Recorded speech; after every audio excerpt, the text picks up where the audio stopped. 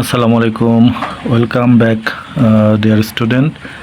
আমি আজকেও অ্যাসার্টিভ থেকে ইন্টিগ্রেটিভ শেখানোর জন্য এসেছি। এটা জাস্ট আগের পর্ব থেকে নেক্সট আলাদা। ওটাতে আমি ডাজ ব্যবহার করেছিলাম, এটাতে ডিড ব্যবহার করতে হয় কীভাবে সেটা আমি দেখাবো।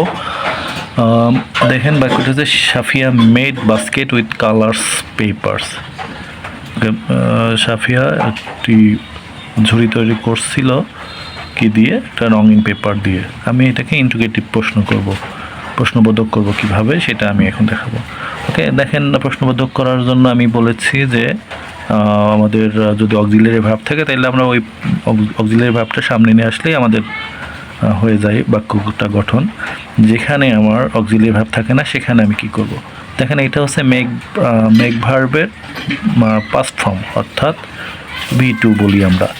তো দেখেন এখানে যেহেতু V2 আছে, আমরা ডু ডিড ডাজের ভিতরে আমরা ডিডকে কীভাবে ইউজ করবো। ডিড যেহেতু ডুর হচ্ছে সেকেন্ড ফর্ম বা পাস্ট ফর্ম, এই জন্য আমরা বাক্যে যদি পাস্ট ফর্ম থাকে তাইলে আমরা ডুর হচ্ছে সেকেন্ড ফর্ম বা পাস্ট ফর্ম ডিডকে আমরা ইউজ করি বা ব্যবহার করি।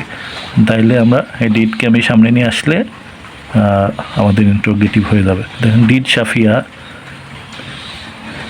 সাফিয়া। এখন আমি এখানে নিয়ে আসবো হচ্ছে মেকের হচ্ছে V1 ফর্ম, অর্থাৎ মেক। এখানেই অনেক স্টুডেন্ট ভুল করে, এখানে ফর্মটা বা মেইন ফর্মটা বসাইতে ভুল করে, অর্থাৎ ডিড সাফিয়া মেক, বাকি অংশটুকু বসাই দিলে আমার হয়ে যাবে বাস্কেট উইথ কালার্স পেপার।